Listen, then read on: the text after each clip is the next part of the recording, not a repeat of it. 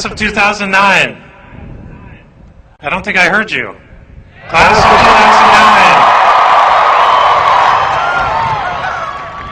2009. First, I want you to stand up and wave and cheer your supportive family and friends. I'm sure you can find them out there. Show your love.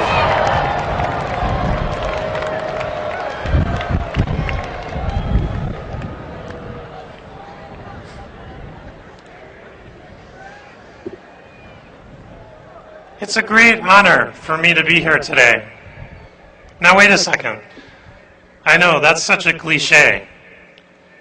You're thinking every graduation speaker here says that. It's a great honor. But in my case, it really is so deeply true. Being here is more special and more personal for me than most of you know. I'd like to tell you why.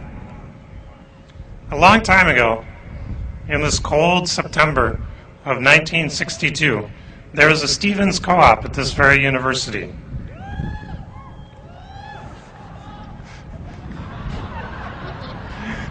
That co-op had a kitchen with a ceiling that had been cleaned by student volunteers probably every decade or so.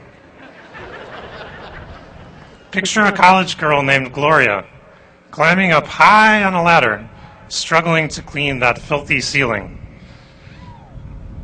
Standing on the floor, a young boarder named Carl was admiring the view. And that's how they met. They were my parents.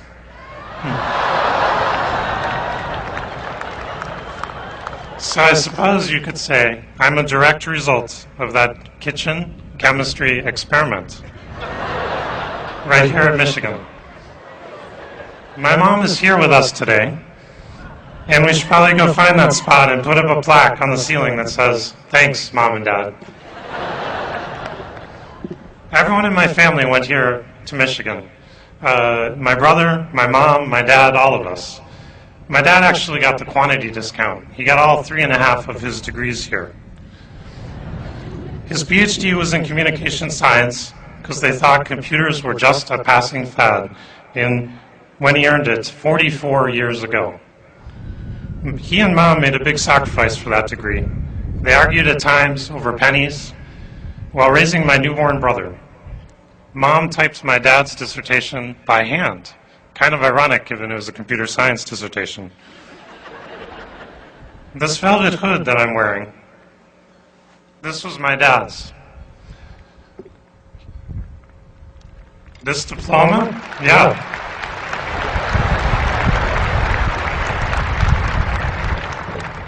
This diploma that I have here, just like the one you're about to get, this was my dad's.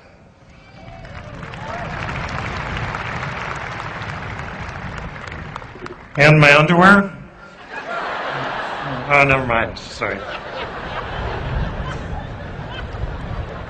My father's father worked in the Chevy plant in Flint, Michigan. He was an assembly line worker. He drove his 2 children here to Ann Arbor and told them, "This is where you're going to college." I know, it sounds funny now. Both of his kids actually did graduate from Michigan. That was the American dream. His daughter Beverly is also with us today. My grandpa used to carry an alley-oop hammer, a heavy iron pipe with a big hunk of lead melted on the end. The workers made them during the sit-down strikes to protect themselves. When I was growing up, we would use that hammer whenever we needed to pound a stake or something into the yard. It is wonderful that most people don't need to carry a heavy blunt object for protection anymore. But just in case, I brought it with me.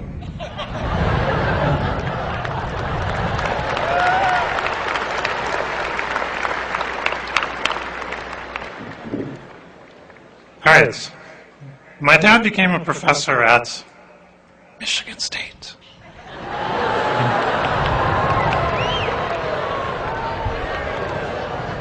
And I was an incredibly lucky boy.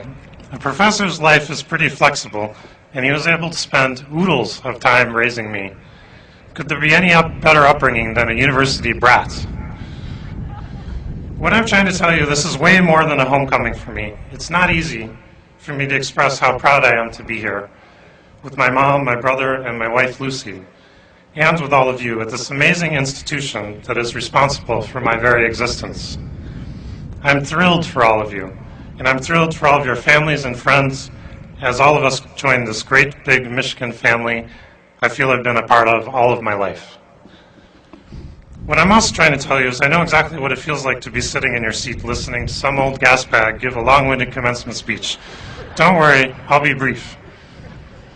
I have a story about following dreams, or maybe, more accurately, it's a story about finding a path to make those dreams real. You know what it's like to wake up in the middle of the night with a vivid dream, and you know how if you don't have a pencil and pad by the bed, it will be completely gone by the next morning. I had one of those dreams when I was 23. When I suddenly woke up, I was thinking, what if we could download the whole web and just keep the links? And I grabbed a pen and started writing. Sometimes it's important to wake up and stop dreaming. I spent the middle of that night scribbling out the details and convincing myself it would work. Soon after, I told my advisor, Terry Winograd, it would take a couple of weeks for me to download the web. He nodded knowingly, fully aware it would take much longer, but wise enough not to tell me.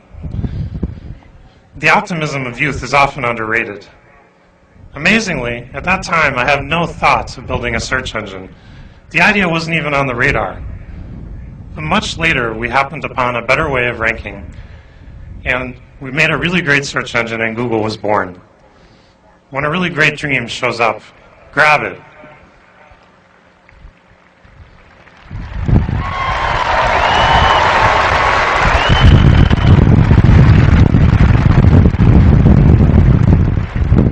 When I was here at Michigan, I'd actually been taught how to make dreams real.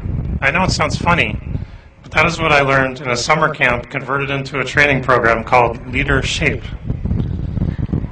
Yeah, we got a few out there. Their slogan is to have a healthy disregard for the impossible.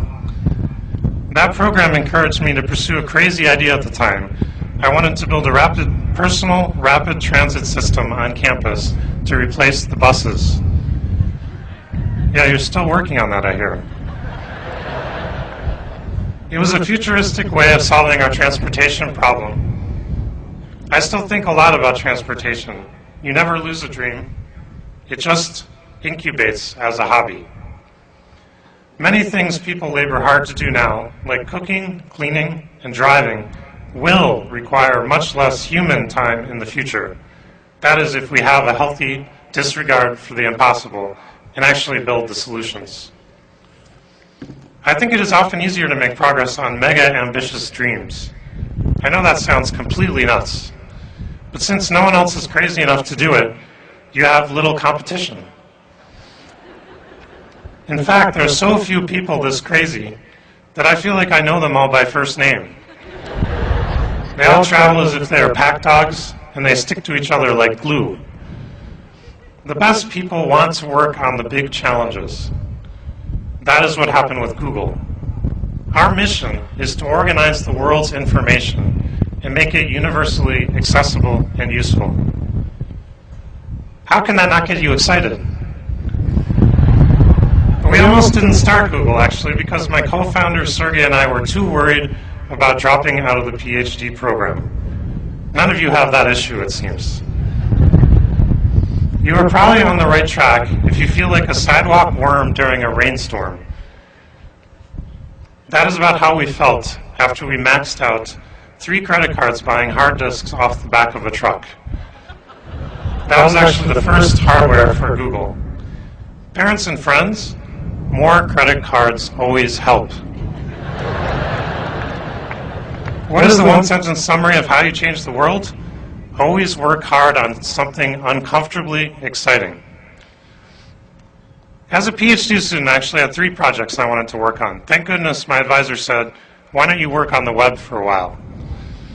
He gave me some seriously good advice because the web was growing with people and activity, even in 1995.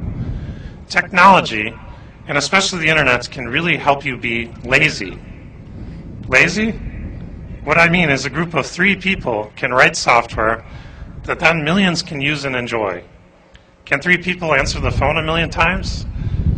Find the leverage in the world so you can be truly lazy. Yeah.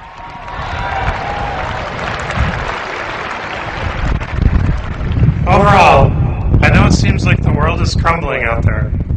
It's actually a great time in your life to get a little crazy, follow your curiosity, and be ambitious about it. Don't give up on your dream. The world needs you all.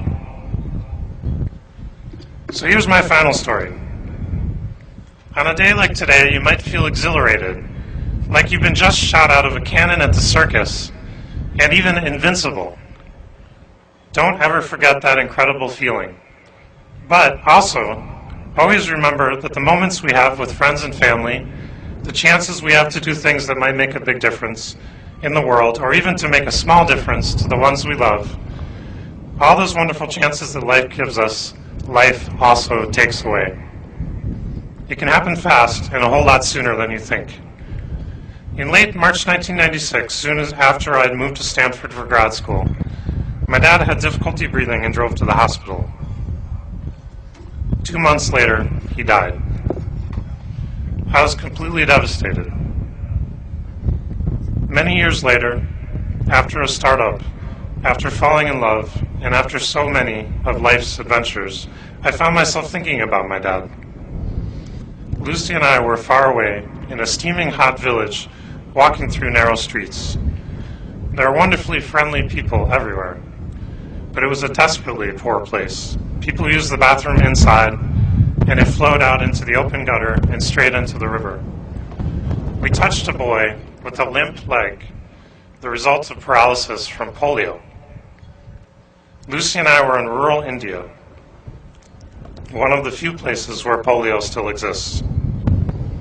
Polio is transmitted fecal to oral, usually through filthy water. Well, my dad had polio. He went on a trip to Tennessee in the 1st grade, and he caught it. He was hospitalized for 2 months and had to be transported by military DC-3 back home, his first flight. My dad wrote, "Then I had to stay in bed for over a year before I started back to school." That is actually a quote from his 5th grade autobiography. My dad had difficulty breathing his whole life, and the complications of polio are what took him from us too soon. He would have been very upset that polio still persists even though we have a vaccine. He would have been equally upset that back in India we had polio virus on our shoes from walking through the contaminated gutters that spread the disease. We were spreading the virus with our every footstep, right under the beautiful kids playing everywhere. The world's on the verge of eliminating polio. There's 328 people infected so far. Let's get it eradicated soon. Perhaps one of you will do that.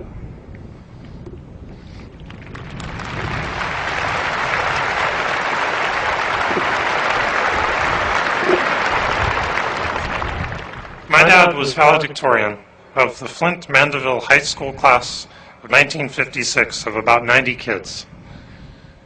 I happened across his graduating speech recently and it blew me away. 53 years ago, my dad said, "We are entering a changing world, one of automation and employment change where education is an economic necessity. We will have increased periods of time to do as we wish, as our work week and our retirement age continue to decline." And we wish that were true. "We shall take part in or witness developments in science, medicine, and industry that we can only dream of today. It is said the future of any nation can be determined by the care and preparation given its youth. If all the youths of America were as fortunate in securing an education as we have been, then the future of the United States would be even more bright than it is today." If my dad were alive today, the thing I think he would be most happy about is that Lucy and I have a baby in the hopper. Yeah, let's cheer Lucy. I think he would have been annoyed that I hadn't gotten my PhD yet. Thanks, Michigan. Dad was so full of insights, of excitement about new things. To this day, I often wonder what he would think about some new development. If he were here today, well, it would be one of the best days of his life. He'd be like a kid in a candy store. For a day, he'd be young again. Many of us are fortunate enough to be here with family. Some of us have dear friends and family to go home to, and who knows, perhaps some of you, like Lucy and I, are dreaming of future families of your own. Just like me, your families brought you here, and you brought them here. Please keep them close, and remember, they are what really matters in life. Thanks, Mom. Thanks, Lucy. And thank you all very much.